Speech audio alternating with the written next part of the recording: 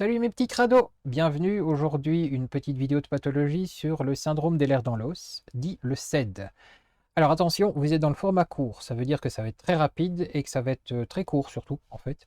Donc si vous êtes intéressé par plus d'informations sur ce sujet, cette pathologie, comment ça se traite, comment ça se vit, comment, etc., etc., le lien en dessous dans la barre de description vous conduira vers une vidéo beaucoup plus longue et beaucoup plus étoffée. Alors, qu'est-ce qu'on va faire ici? Ben, en gros, on va essayer de définir très rapidement ce que c'est, qui ça touche, quels sont les symptômes principaux, quels sont les traitements mis en place et quelle manière de diagnostiquer cette cochonnerie dont on parle beaucoup et dont finalement on sait peu de choses. Le syndrome des lers dans l'os, dit le SED, ce sera beaucoup plus court, est une pathologie d'origine génétique, donc héréditaire, qui est connue maintenant depuis plus de 120 ans. Ok? Euh, le principal problème de cette pathologie, c'est que, bah, imaginez que votre corps se dise un jour, ouais, non, j'ai pas envie de faire comme tout le monde, le collagène, je vais changer de forme. Voilà. Les petits ronds, c'est pas mon truc, j'aime pas trop ça. Je suis artistique, donc, ouais, je suis dans l'artistique, donc je vais faire autre chose.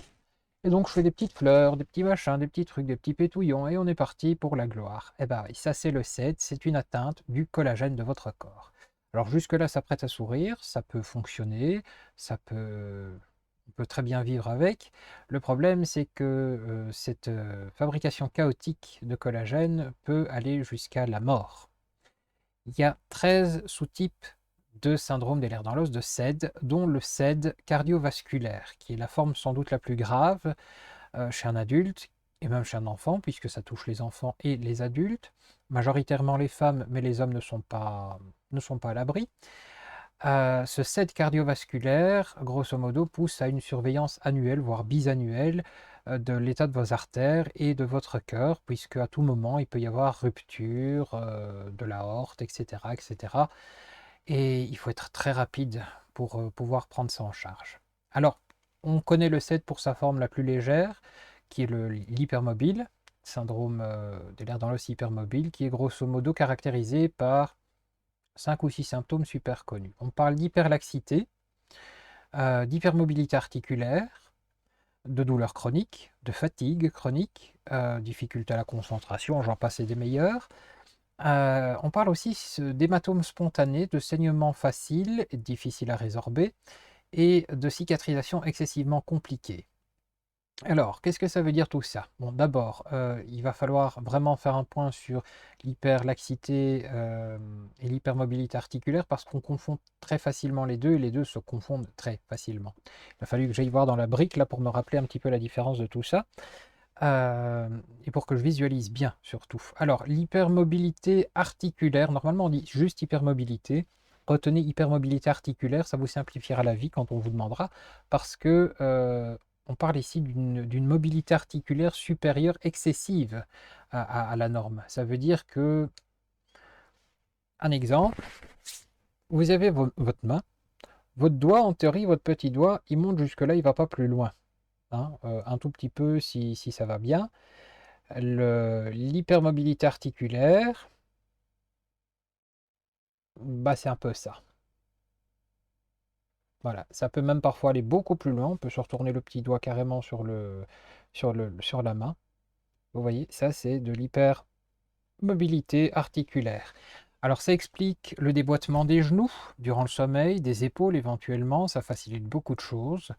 Enfin, ça facilite le déboîtement de beaucoup de choses surtout. Et c'est très désagréable puisqu'il y a très peu de choses à faire pour renforcer ça, mis à part des attelles, ce genre de matériel et de matériaux externes, des orthèses, des prothèses, des orthèses, etc. L'hyperlaxité, c'est un peu différent. C'est un tissu. Imaginez l'estomac, ballon de baudruche. Il arrive un moment, à force d'appuyer dessus, qu'est-ce qui se passe? Ben, ça pète, forcément, comme tous les tissus. Eh ben, le collagène est fait de telle façon que c'est extensible. Extensible, extensible. Bon, ça pète au bout d'un moment, hein, on est d'accord. Mais vous avez tous connu probablement le cirque Barnum, le cirque des monstres. Vous aviez les exemples typiques de l'hypermobilité, de l'hyperlaxité. L'hyperlaxité, imaginez cette peau qui s'étire à l'infini, hein, monsieur élastique. Et l'hypermobilité, retenez les pantins désarticulés, les contorsionnistes qui finalement, eux, travaillent ça. Chez le patient SED, c'est inné. C'est à la naissance, il a ça, c'est comme ça.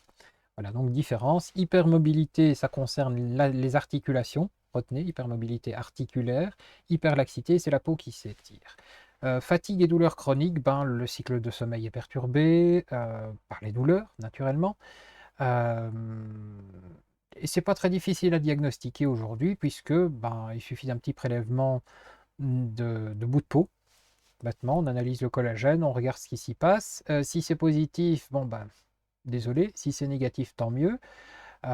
Heureusement, ça n'est pas diagnostiqué que comme ça. Vous avez également la possibilité de faire un diagnostic à base d'autres examens, dont le fameux score de Bayton, dont on parle de temps en temps, et d'autres tests que le rhumatologue prendra en charge. Alors, au niveau des traitements médicaux, ben, il n'y a pas grand-chose à faire. C'est pas une maladie curable. Ça ne se soigne pas, ça ne se guérit pas. Ça se soigne, mais ça ne se guérit pas. Qu'est-ce qu'on fait principalement? Ben, on vous envoie chez le kiné. Hmm. Et puis on vous gave de médicaments antidouleurs, un peu comme pour la fibromyalgie. Voilà. Quand je parle d'antidouleurs, je pars vers des catégories 2, hein. Je ne parle pas de petit paracétamol, je parle vraiment de codéine, je parle de morphinique, je parle de ce genre de choses qui ne sont pas toujours très très gaies à ingérer, mais qui sont pourtant nécessaires pour la personne qui souffre du syndrome des lers dans l'os. Alors, ces personnes-là sont souvent très fatiguées, n'ont pas vraiment souvent envie de voir beaucoup de monde. Quand elles ont envie, bah, c'est rare et c'est plus une envie, c'est un besoin. C'est des personnes qui se mettent à l'écart parce que la société officielle, la société, les gouvernements, la société médicalisée ne reconnaît absolument pas cette pathologie comme étant une pathologie grave ou lourde. En tout cas, ça dépend des pays. Chez nous, c'est pas le cas. On a même tendance à vouloir ramener les gens souffrant de cette pathologie vers une dernière sous-catégorie qui n'est plus qualifiée de syndrome des lers dans l'os, mais de syndrome d'hypermobilité. Voilà. Donc grosso modo, c'est tout ce que vous avez dans le SED, moins les choses graves, comme je vous disais tout à l'heure, les problèmes de cœur, hein, les problèmes d'aorte, les problèmes... Voilà. Il faut savoir également que le SED est une pathologie qui évolue dans le temps, donc rarement dans le sens positif malheureusement, et donc un suivi est absolument nécessaire. Alors quels sont les spécialistes qu'on ira voir?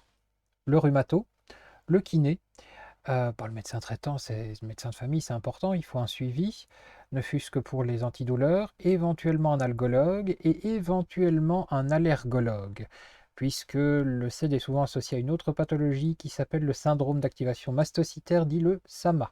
Mais ça, nous en parlerons dans la vidéo en dessous.